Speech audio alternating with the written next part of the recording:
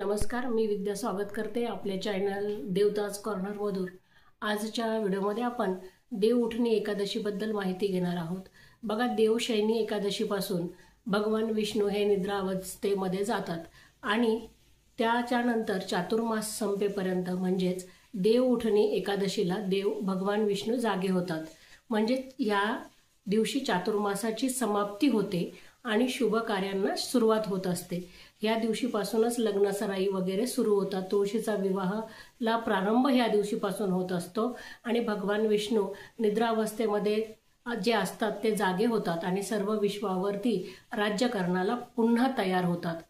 तर बघा, एवढं महत्त्व ह्या देवशयनी एकादशीचं आहे की ह्या दिवशी आपल्याला अनेक सेवा जर केल्या, आपण विष्णू सहस्त्रनाम आहे आणि त्याचबरोबर व्यंकटेश स्तोत्रम आहे याचा पाठ करायचा आहे आणि साधा आपल्याला ओम नमो भगवते वासुदेवाय ह्या दिवशी या मंत्राचा जप जरी आपण केला मैत्रिणींनो, तरी आपल्याला भरपूर प्रमाणामध्ये फळ मिळणार आहे। कारण की असं काही नाही की आपल्याला संस्कृत श्लोक आलेच पाहिजे, खूप असे मंत्र आलेच पाहिजे। साधा मंत्र आहे भगवान विष्णूंचा आणि अतिशय प्रिय असा आहे की ओम नमो भगवते वासुदेवाय ह्या आपल्याला मंत्र म्हणायचा आहे। आणि बघा, ह्या दिवशी तुम्ही भगवान विष्णू, श्री स्वामी समर्थ, बाळकृष्ण, बालाजी आणि विठोबा म्हणजेच विठ्ठल रुक्माई यांचा तुम्ही अभिषेक करू शकता। ह्या दिवशी हे सर्व एकच रूपे आहेत, म्हणून आपल्याला जे मूर्ती असेल तुमच्याकडे तर त्याच्यावरती आपल्याला अभिषेक करायचा आहे आणि त्यांना अंघोळ घालून स्वच्छ ठिकाणी आपल्या देवघरामध्ये स्थापित करायचं आहे आणि आरती करायची आहे। आणि ह्या दिवशी कारण की देव हे निद्रावस्थेमधून जागी होतात आणि ह्या चातुर्मासमध्ये ते झोपलेले असतात। देवशयनी एकादशीपासून आणि देव उठणी एकादशीला ते जागे होतात आणि राज्य करण्यास ते तयार होतात। म्हणून आपल्याला ह्या दिवशी त्यांची यथासांग पूजा करायची आहे, अभिषेक करायचा आहे। अभिषेकसाठी तुम्ही काय घ्यायचं आहे की स्वच्छ पाणी घ्यायचं आहे। जर तुमच्याकडे पंचामृत असेल तर पंचामृत जरूर तुम्ही अभिषेकासाठी पंचामृत घ्यायचं आहे मैत्रिणींनो, खूप महत्त्व आहे। जर तुमच्याकडे पंचामृतला 5 वस्तू नसेल तर तुम्ही साधं मध असेल तर मधही घेऊ शकता, दही असेल तर दही पाण्यामध्ये मिक्स करून घेऊ शकता, नाहीतर दूधही घेऊ शकतात। मग ह्या वस्तूनेच आपल्याला भगवान विष्णूंना, बाळकृष्णांना, श्री स्वामी समर्थांना आपल्याला अभिषेक करायचा आहे। रामाची मूर्ती असेल, फोटो असेल तर त्याही स्वच्छ पुसायचा आहे। श्रीयंत्र असेल या दिवशी तर तुम्ही कुंकुमार्चन करू शकता। लक्ष्मी मातेच्या फोटोवरतीही तुम्ही कुंकुमार्चन करू शकतात, कारण जेथे भगवान विष्णू असेल तेथे लक्ष्मी माता असतेच असते। म्हणून आपल्याला ह्या दिवशी या सेवा करायच्या आहे। आणि आपल्याला दुसरं असं की आपल्याला बघा, आषाढी एकादशी आणि कार्तिक एकादशी जर आपण ह्या 2 एकादशी केल्या तर आपल्याला 12 महिन्यांच्या एकादशी करण्याचं फळ हे प्राप्त होत असतं, पुण्य प्राप्त होत असतं। म्हणून आपल्याला ह्या 12 एकादशी जरी नाही जमल्या करायला तरी आपल्याला आषाढी एकादशी आणि कार्तिक एकादशींचा उपवास हा करायचाच आहे। आता ज्यांची प्रकृती तुम्हाला साथ देत असेल मैत्रिणींना उपवास करण्याला, तर त्यांनी हा उपवास जरूर करायचा आहे। आणि जे लहान मुलं असेल, वृद्ध असेल, ज्यांचे तब्येतीचे काही प्रॉब्लेम असेल तर यांनी उपवास नाही केला तरी काहीही हरकत नाही, कारण देव बघा भक्तीचा भुकेला असतो। परंतु ज्यांची प्रकृती धडधाकट आहे तुमच्या माझ्यासारखे, तर ते उपवास करू शकतात, उपवास ठेवू शकतात ह्या दिवशी। तर त्यांनी जरूर उपवास करायचा आहे आणि 12 महिन्यांच्या ज्या एकादशी असतात त्यांचे आपल्याला पुण्य मिळवायचे आहे। एवढं महत्त्व आहे, म्हणून आपल्याला आषाढी एकादशी आणि कार्तिक एकादशी करायचीच आहे। आणि ही कार्तिक एकादशी केल्याने काय होते तर आपल्याला लक्ष्मी प्राप्ती होते, विष्णूंचा आशीर्वाद मिळतो आणि आपल्याला पुण्य मिळते। 12 एकादशीचे पुण्य तर मिळते, परंतु आपल्या ज्या चुका झालेल्या असतात आणि अडचणी येणार असतात त्या सगळ्या संपतात आणि अडचणी आपल्या जीवनामध्ये येत नाही, आपली प्रगती होत असते। यासाठी आपल्याला कार्तिक महिन्याच्या एकादशीचे व्रत हे करायचे आहे। आणि ज्यांना संतान प्राप्तीचं, संतान सुखाची ज्यांना इच्छा असेल, ज्यांना उपाय करून थकलेले असतील आणि काही फरक पडत नसेल, तर त्यांच्यासाठी ही सुवर्ण संधी आहे की त्यांनी आपल्याला प्रबोधनी एकादशीपासून म्हणजेच देव उठणी एकादशीपासून हे व्रत 40 दिवसांचं व्रत करायचं आहे। म्हणजेच त्यांची संतान प्राप्तीची जी इच्छा आहे ती पूर्ण होणार आहे। त्यांनी हे जरूर हे व्रत करायचं आहे आणि 40 दिवस ही सेवा करायची आहे। त्याच्यामुळे तुमची इच्छा जरूर पूर्ण होणार आहे। आणि नाही तर तुम्ही एक दिवसाचं जरी तुम्ही पारायण केलं, व्यंकटेश स्तोत्राचं म्हणा किंवा विष्णू सहस्त्रनाम म्हणा आणि पुरुष सूक्त म्हणा, या दिवशी तुम्ही श्री सूक्त यांचे वाचन करायचे आहे। नाहीतर दिवसभरामध्ये बघा तुम्ही साधा अभिषेक करायचा आहे मूर्तीवरती, कारण की भगवान विष्णू ह्या निद्रावस्थेतून जागे होतात मैत्रिणींनो। म्हणून आपल्याला काय करायचे आहे की आपल्याला त्यांच्या मूर्तीवरती अभिषेक करायचा आहे आणि जरूर अभिषेक करायचा आहे। न विसरता ही सरळ साधी सोपी सेवा आहे की त्याचा अभिषेक आपल्याला करायचा आहे आणि अभिषेक केल्यानंतर त्यांना देवस्थानी आपल्या मंदिरामध्ये त्यांना स्थापन करायचे आहे आणि त्यांची पूजा करायची आहे आणि त्यांना तुळशीपत्र तुळशीपत्र भगवान विष्णूंना प्रिय आहे ते अर्पण करायचं, जरूर अर्पण करायचं आहे। परंतु ह्या दिवशी एक चूक टाळायची आहे, ते म्हणजे तुळशीपत्र तोडायचे नाही। आदल्याच दिवशी आपल्याला तुळशीपत्र तोडून ठेवायचे आहे मैत्रिणींनो आणि मग अर्पण करायचे आहे।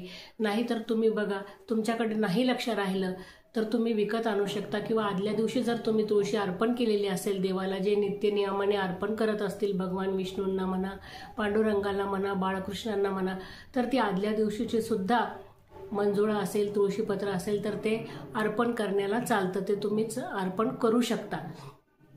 परंतु आपल्याला दुसऱ्या सेवा नाही जमल्या तरी देवाला आपल्याला अभिषेक करायचा आहे, कारण चातुर्मासाच्या 4 महिन्यांमध्ये भगवान विष्णू हे निद्रा अवस्थेमध्ये असतात आणि ते उठतात, म्हणून आपल्याला हा अभिषेक करायचा आहे आणि त्यांची यथासांग पूजा करायची आहे।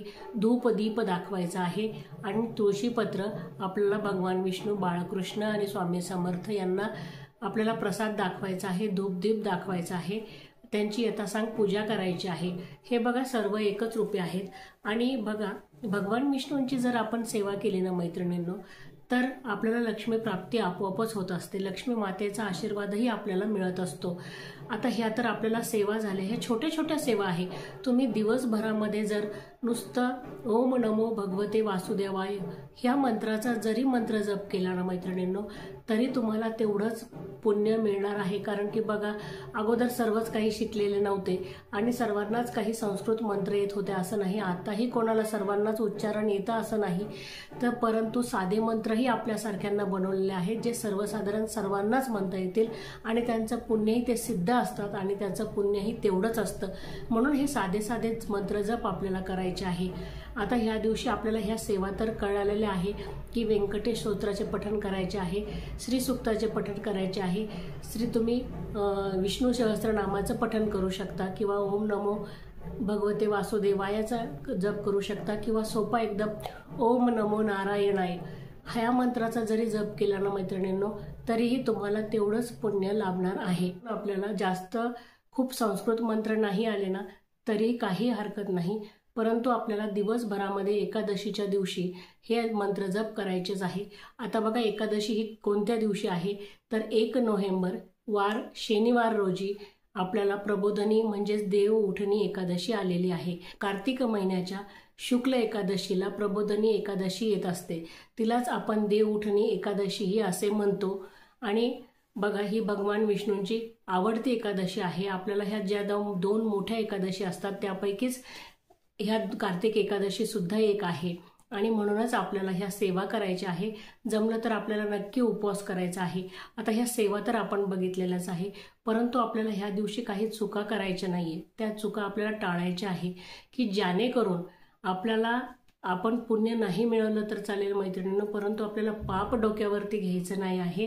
कारण की ह्या जर आपण चुका केल्या तर ह्याचा आपल्याला जीवनामध्ये कधी ना कधी त्याचं फळ आपल्याला भोगावंच लागतं। म्हणून आपल्याला ह्या चुका टाळायच्या आहे की ज्याने आपल्याला त्रास होऊ नये। तर ह्या कोणत्या चुका आहे तर बघा आपल्याला सर्वात अगोदर आपल्याला काहीही मांस मच्छी असेल म्हणजे तुम्हाला नॉनव्हेज वगैरे तामसिक जे पदार्थ आहे म्हणजे कांदा लसूण नॉनव्हेज ह्या वस्तू खायच्या नाही आहे। आता कोणी म्हणाल की काही होत नाही, घरातल्या एकाला उपवास आहे आम्ही बाहेर खाऊ, असं जमत नाही। याने बघा तुम्हाला कधी ना कधी जीवनामध्ये वाईट अनुभव येतो। हे काही प्रसंग असतात की ह्या दिवशी आपल्याला हे पाळावंच लागतं। जरी तुम्ही कांदा लसूण नाही सोडला ना मैत्रिणींनो, परंतु तुम्ही नॉनव्हेज अजिबात कोणत्या घरामध्ये कोणीही खाल्लं नाही पाहिजे। तुम्ही आवर्जून पाळायचा आहे। उपवास करा अगर नका करू, परंतु हे पदार्थ तुम्हाला खायचे नाही आहे। तसेच तुम्हाला काय करायचे आहे की एकादशीच्या आदल्या दिवशीपासून तर द्वादशीपर्यंत तुम्हाला तांदूळ आणि तामसिक पदार्थ खायचे नाही। आपल्याला एकादशीला भात सुद्धा चालत नाही, म्हणून आपल्या घरामध्ये एकादशीला भात सुद्धा करायचा नाही। आदल्या दिवशीपासूनच आपल्याला भात करायचा नाही, तर द्वादशीपर्यंत आपल्याला भात करायचा नाही। तांदळाचे कोणते पदार्थ करायचे नाही आणि आपल्याला ते सेवनही करायचे नाही। बघा, आदल्या दिवशीपासूनच आपल्याला काही करायचं नाही। पोळी भाजी केली, दुसरे पदार्थही खाण्यासारखे असतात, तेही आपण करू शकतो मैत्रिणींनो, तर ते आपल्याला करायचे आहे। तर आपल्याला तांदूळ म्हणजे खायचे नाहीये, आपल्याला तामसिक पदार्थ खायचे नाही आहे। आणि दुसरं म्हणजेच बघा, आपल्याला ह्या दिवशी कोणाची निंदा नालस्ती करायची नाही। म्हणजे ह्या दिवशीच नाही तर आपल्याला कुठल्या दिवशीच करायची नाही, परंतु जिथे माणुसाचा स्वभाव म्हटलं तर आपल्या तोंडून आपल्याला काही ना काही कधी ना कधी आपल्याकडून त्या चुका होतच असतात। म्हणून रोज आपलं पाळणं शक्य जरी नसलं तरी एकादशीच्या दिवशी आपल्याला निंदा नालस्ती कुणाची करायची नाही आहे, एरवीही करू नये। परंतु हे दिवस जे असतात त्याला आवर्जून आपल्याला करायची नाही आहे, नाहीतर आपल्याला त्याचं जीवनामध्ये कधी ना कधी वाईट फळ हे भोगावंच लागतं। आणि शक्यतो घरामध्ये शांत वातावरण ठेवायचं आहे मैत्रिणींनो, वादविवाद टाळायचा नाही आहे। एखादं जर सगळ्यांनीच प्रत्येकाने आवर्जून ह्या गोष्टी पाळायच्या आहे, परंतु जर एखाद्या घरामध्ये एक व्यक्ती असेल किरकिरी करणारी, तर आपण मात्र समोरून शांतता घ्यायची आहे आणि वादविवादाला तोंड फोडायचं नाही आहे। वादविवाद हे टाळायचे आहेत। आता कारण की बघा, आपण कधीही एखादा माणूस जर करायला लागला आणि आपण त्याच्याबरोबर जर वादविवाद घालत बसलो तर वादविवाद वाढायला वेळ लागत नाही। म्हणून कधीही शांतता घ्या आणि वादविवाद टाळा। आता ह्या गोष्टी आपल्याला टाळायच्या आहे। आणि बघा, कोणाशी भांडण तंटा करायचा नाही आहे। एरवीही भांडण ही चांगली गोष्ट नाही आहे, करायचीच नाही आहे। आणि ह्या दिवशी पण आवर्जून टाळायची आहे। शांतता जितकी आपल्याला ठेवता येईल तितकी ठेवायची आहे।